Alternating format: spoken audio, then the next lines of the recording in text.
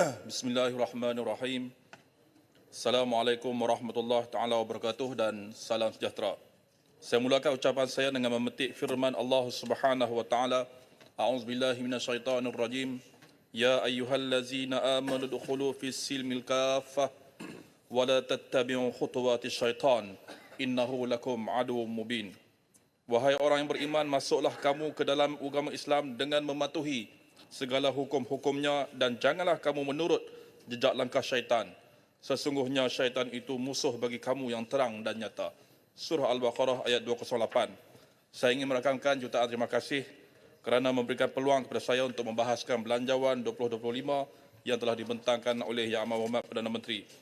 Tuan Yang di-Pertua, mewakili suara seluruh penduduk Padang Terap, saya menzahirkan solidariti kepada perjuangan Hamas dan rakyat Palestin yang istiqamah bertahan sehingga akhir hayat sejak Israel melancarkan serangan ketenteraan yang menyaksikan lebih 43,000 rakyat Palestin telah terbunuh dan syahid dan 16,000 daripada mereka adalah kanak-kanak. Kita sangat sedih dengan berita yang terbaru iaitu lebih 100,000 rakyat Palestin yang terperangkap di kem utara Gaza iaitu di kem Jabalia. Sudah hampir sebulan mereka bertahan tanpa sebarang makanan, minuman, bekalan elektrik, ubat-ubatan dan tempat perlindungan sehingga kain kafan pun tidak ada. Hanya selimut lusuh dapat membalut jenazah mereka yang syahid. Marilah kita sebagai rakyat Malaysia menyatakan sokongan dan menghulurkan bantuan apa sahaja yang kita mampu untuk kita salurkan kepada penduduk Palestin. Saya ingin mengambil contoh Kerajaan Kelantan yang telah melancarkan inisiatif Projek Emas untuk Palestin bagi membantu rakyat Palestin. Golongan wanita Kelantan yang terkenal memiliki koleksi emas yang banyak telah mendermakan barangan kemas mereka seperti cincin, loket, gelang, rantai emas. Semasa pelancaran program emas untuk Palestin ini telah berjaya mengumpulkan sebanyak RM238,000 dalam bentuk emas. Ini suatu usaha yang sangat menarik yang patut kita contohi. Saya juga ingin mengulangi gesaan seperti rakan-rakan ahli parlimen yang lain agar Malaysia mengkaji dan membatalkan perjualan saham Malaysia Airport Holding Berhad MHB kepada JIP kerana syarikat tersebut ada kaitan dengan Israel. JIP telah pun muktamad dimiliki 100% oleh BlackRock, sebuah syarikat pemodal Amerika Syarikat yang secara nyata terlibat secara langsung di dalam genosid jenayah perang terhadap warga Palestin. Tan Sri Yang di-Pertua, saya konsisten tentang isu berkaitan komoditi getah di Dewan Rakyat ini. Daripada isu harga lantai getah, nasib pekebun kecil, para penoreh, insentif IPG, pengeluaran getah negara, cukai ses getah, perancangan membina kedah Rubber City di Padang Terap dan pelbagai isu berkaitan komoditi getah telah diutarakan di Dewan Rakyat yang mulia ini dan saya tidak akan jemu untuk memperjuangkannya.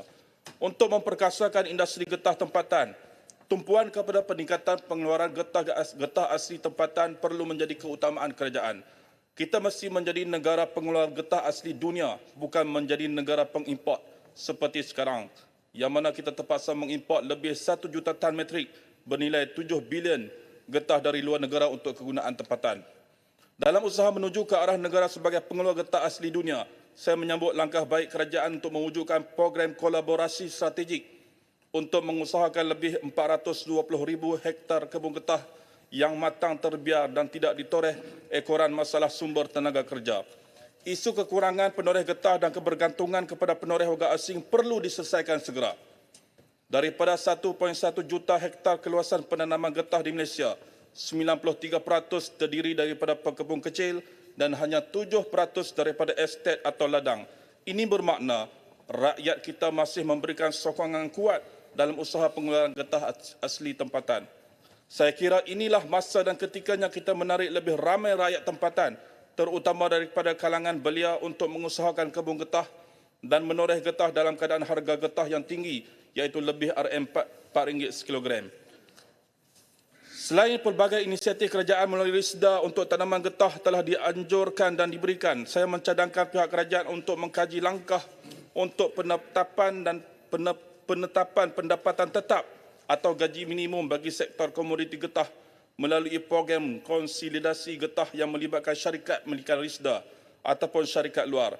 Ini bakal menarik lebih ramai belia ke dalam sektor ini kerana mereka lebih rasa terjamin dengan pendapatan yang tetap berbanding stigma selama ini pendapatan menoreh bergantung kepada harga getah semasa. Selain itu, saya ingin mencadangkan supaya kadar RM800 bantuan musim tengkujuh dinaikkan kepada RM1000 ekoran keadaan cuaca yang tidak menentu dan kos sara hidup yang tinggi ketika ini. Apatah lagi penoreh dan pekebun kecil juga berhadapan dengan kesan berantai akibat penyasaran subsidi RON 95 yang bakal diumumkan kerajaan nanti. Selain itu, untuk meningkatkan pengeluaran getah asli tempatan, apakah teknologi yang terkini yang telah diadaptasi oleh kerajaan untuk torehan musim tengkujuh atau semasa hujan berbanding cadangan sedia ada seperti teknik torehan lewat, torehan ganti atau alat pelindung hujan dan sebagainya. Saya menyambut baik usaha kerajaan dalam mempertingkatkan penghasilan getah latex yang lebih berkualiti dan lumayan harganya melalui geran padanan LISDA yang diperuntukkan RM60 juta dalam belanjawan 2025 melalui program galakan pengeluaran latex pekebun kecil LISDA. Saya ingin bertanya kepada pihak kerajaan, selain pelbagai inisiatif diberikan kepada pekebun yang mengusahakan latex melalui insentif pengeluaran latex IILP, adakah tawaran insentif ini juga dibuka kepada pihak luar yang berminat untuk mengusahakan kebun getah menghasilkan getah latex ini melalui langkah konsolidasi dan kolaborasi, dan adakah pihak kerajaan telah menemui teknologi terbaru bagi mengekalkan susu getah latex bagi memudahkan pekebun kecil mengusahakannya? Saya juga mengulangi gesaan saya supaya pihak kerajaan memberikan penumpuan besar kepada projek Kedah Rubber City di Padang Terap bagi melonjakkan industri getah negara. Kedah Rubber City di Padang Terap berpotensi untuk memperkukuhkan kedudukan Malaysia sebagai pengeluar produk getah global dan menyumbang kepada pembangunan sosial ekonomi negeri Kedah. Pihak kerajaan negeri bersama NCIA, MAIDA dan bahagian perancangan ekonomi negeri BPEN amat komited dalam rangka strategi untuk menarik masuk pelaburan ke Kedah Rubber City. Hasil daripada hubungan jaringan pelaburan yang dijalankan bersama, beberapa pelabur baharu telah menyatakan minat untuk melabur di Kedah Rubber City. Kini terdapat 6 pelabur baharu dengan jumlah pelaburan sebanyak RM3 bilion sedang dirunding untuk melabur di KRC. 4 kluster tambahan telah dicadangkan dan diluluskan di dalam mesyuarat jawatankuasa pemandu NCIA pada tahun lepas, iaitu kluster melibatkan produk berasaskan polimer, industri hijau atau green technology, tenaga boleh diperbaharui dan mesin jentera yang akan menambah minat para pelabur.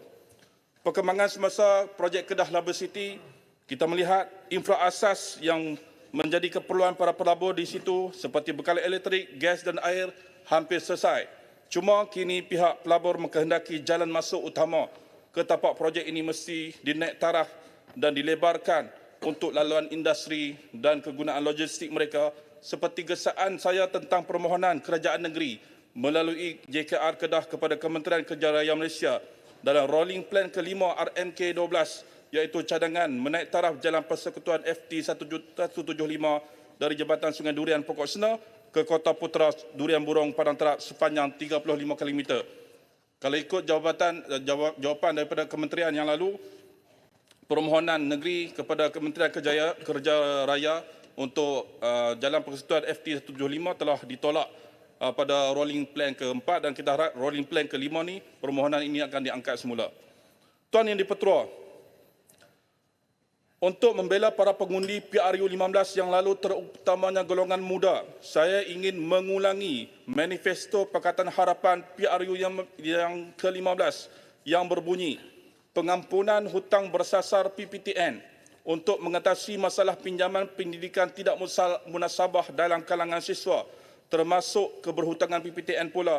Program pemansuhan bersasar khas kepada golongan miskin dan isi rumah B40 akan diperkenalkan. Jadual pembayaran semula PPTN pula akan dilaksanakan berasaskan gaji bagi graduan baru bermula RM4,000 dengan peratusan mengikut gaji. Soalan saya, setelah hampir 2 tahun memerintah, bilakah akan diperkenalkan janji manifesto PH, iaitu program pemansuhan bersasar PPTN khas kepada golongan miskin dan isi rumah B40? Kalaulah alasan kerajaan hari ini adalah kerajaan perpaduan gabungan bersama PH dan BN yang tidak ada persetujuan manifesto bersama tentang pemansuhan bersasar hutang PPTN ini, adakah ini alasan yang anak muda Malaysia boleh terima? Bukankah kerajaan hari ini didominasi oleh PH?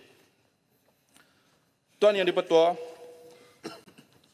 saya ingin menyentuh tentang pelaksanaan projek pembinaan baharu Masjid Daerah Padang Terap iaitu Masjid Muazzam Shah Kuala Nerang yang sudah tergendala sekian lama. Rakyat Padang Terap ternanti-nanti bilakah akan siap masjid ini.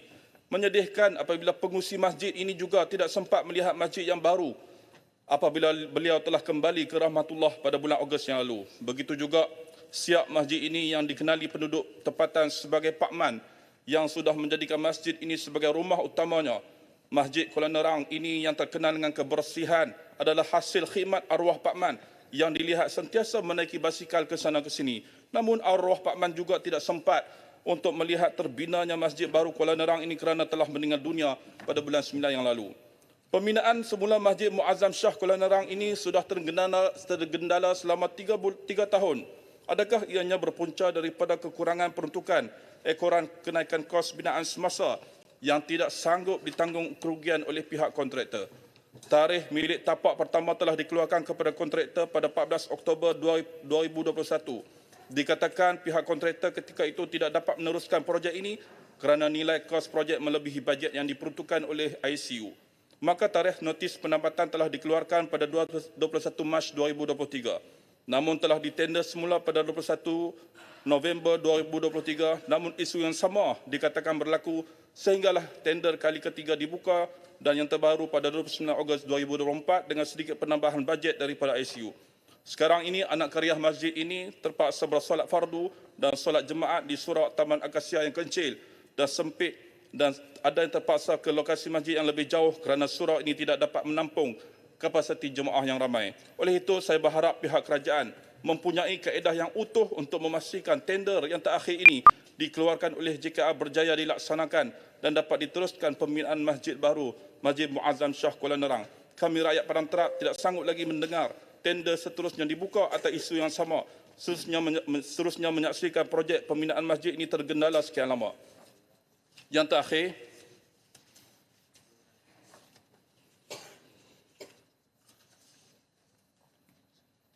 ialah isu berkenaan sumber air pada musim kemarau yang dihadapi oleh para pesawah padi di Padang Terap yang berada di luar kawasan jelapang dan tidak berada di bawah perkiraan skim MADA.